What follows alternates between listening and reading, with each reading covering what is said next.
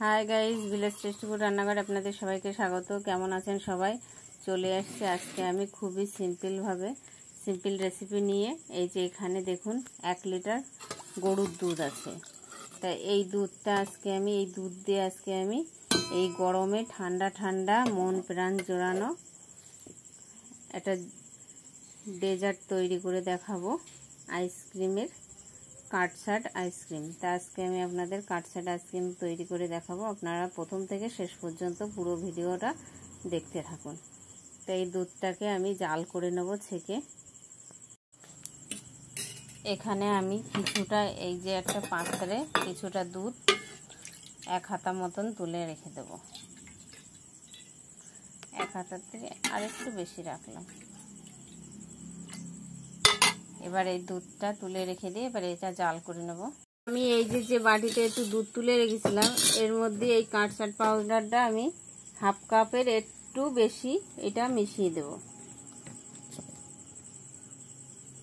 এবার এটাই দুধের মধ্যে আমি এটা গুলিয়ে রেখে দেব।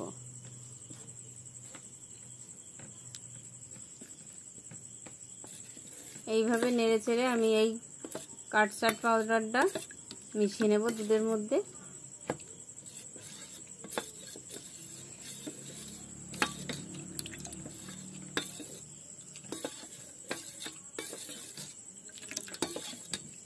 এটা মেশানো হয়ে গেছে।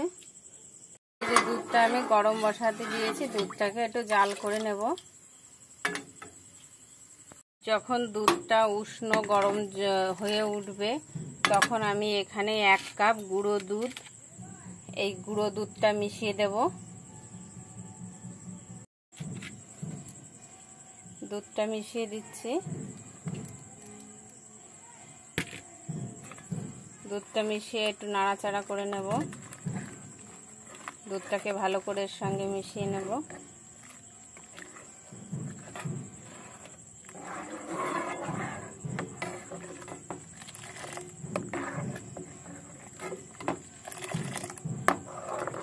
দুধটা মেশানো হয়ে গেছে, এবার ভালো করে জাল করে নেব। এই যে দেখুন দুধে বলক চলে এসছে। এই দুধে যখন বলক চলে আসবে তখন এই কাস্টার্ড পাউডারটা আমি এর মধ্যে মিশিয়ে নেব। যখন মিশাবো তখন আমি দুধটা একটু গ্যাসের থেকে নামিয়ে নেব।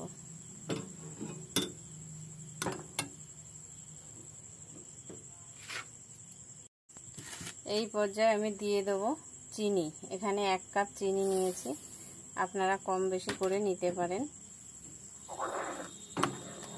চিনিটা দিয়েছি বলে গ্যাসটা একটু বাড়িয়ে দিলাম।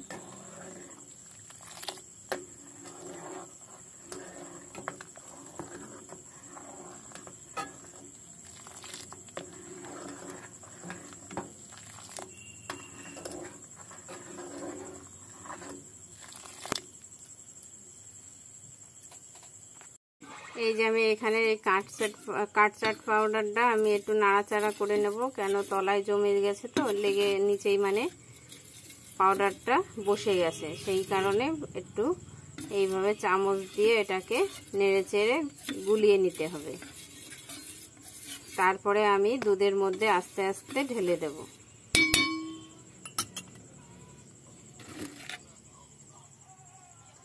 এই যে গ্যাসটা আমি একদম কমিয়ে নিয়েছি। গ্যাসটা কমিয়ে নিলেও হবে, তাই গ্যাসটা আমি কমিয়ে নিয়ে এইখানে এইভাবে দেব আর নাড়াবো, দেব আর নাড়বো।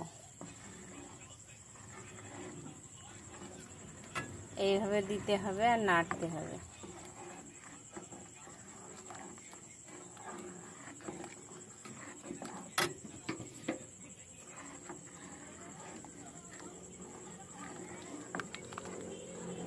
এইভাবে দেব আর নাড়বো।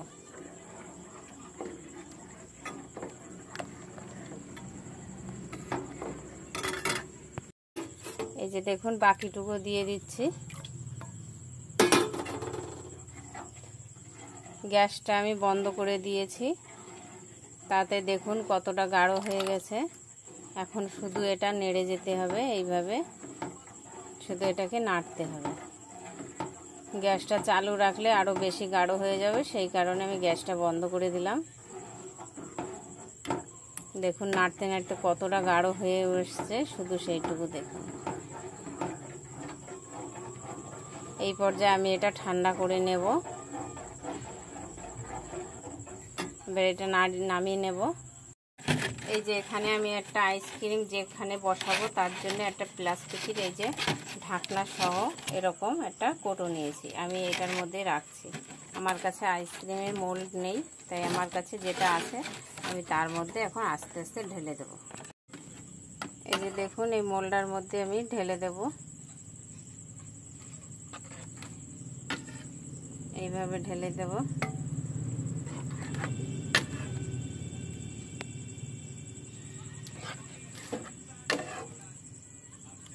এটা আপনারা যখন এই কাটছাট পাউডারটা মিশাবেন তখন এই গ্যাসটা বন্ধ করেই মিশাবেন,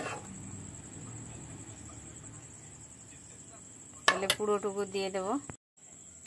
এই যে দেখুন এবার এটা আমি ঠান্ডা করে নিয়েছি।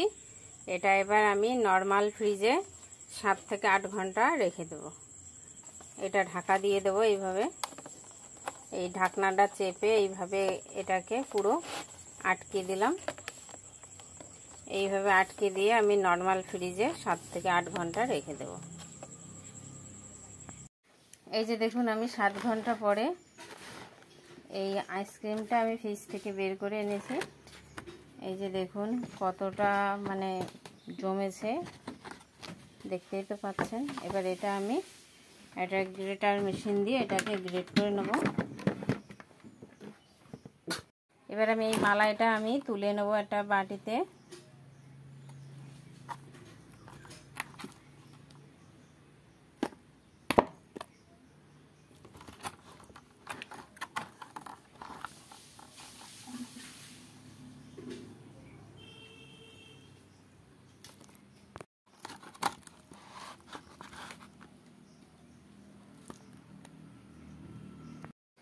এই দলাগুলোকে আমি একটু ভেঙে নেব, তাহলে গ্রেটার দিয়ে এটা একটু ঘুটে নিতে আমার সুবিধা হবে ভালো।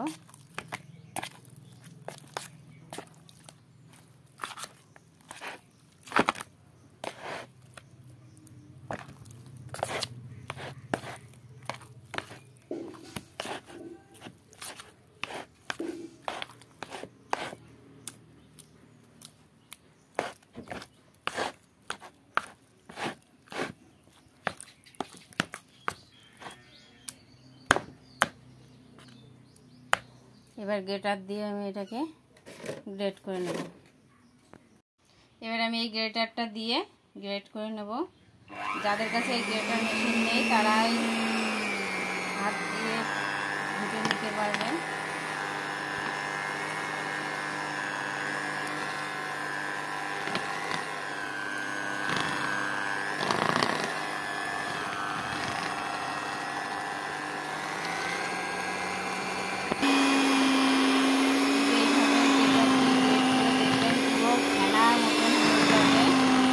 যাদের কাছে এটা নেই তারা হাত দিয়ে কিংবা হাতে চামচ আর হাত থেকে মেশিন থাকে সেটা দিয়ে করে নিতে পারে, সেটা খুবই সময় লাগে আর এটাতে একটু তাড়াতাড়ি হয়ে যাবে।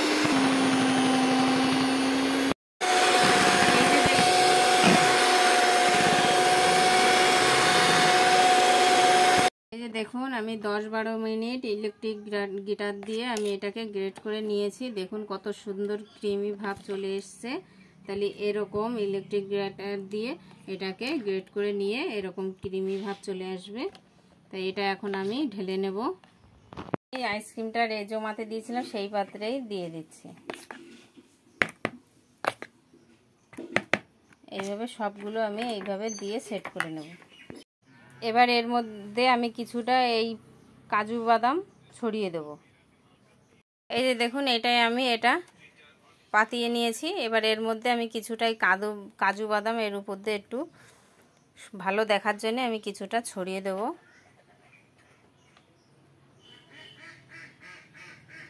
আপনারা এটা দিলেও দিতে পারেন, না দিলেও সমস্যা নেই।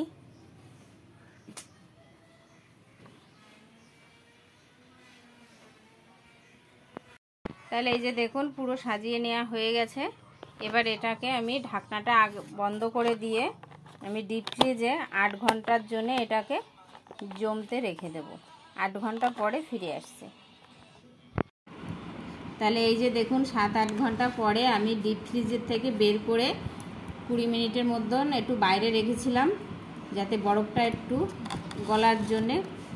তাহলে এবার আপনাদের দেখুন কত সুন্দর কিন্তু আইসক্রিমটা জমেছে, খালি দেখুন। এবার এটা আমি কেটে নেব।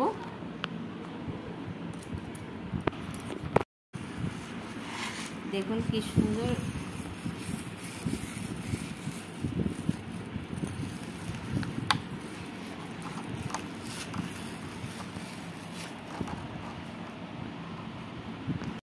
তাহলে এই যে দেখুন কাস্টার্ড আইসক্রিম পুরোপুরি তৈরি হয়ে গেছে।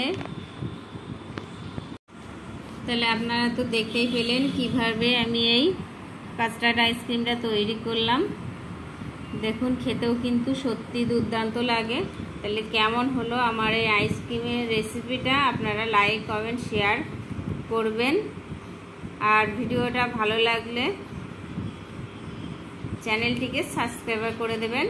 পাশে থাকা বেল আইকনটি প্রেস করে রাখবেন, ভিডিওর নোটিফিকেশনগুলো সবার আগে আপনাদের কাছে পৌঁছে যাবে। তাহলে আজকের মতন এই জায়গায়, পরে আবার ফিরে আসছি অন্য কোনো রেসিপির সাথে। তাহলে বাই, ভালো থাকবেন।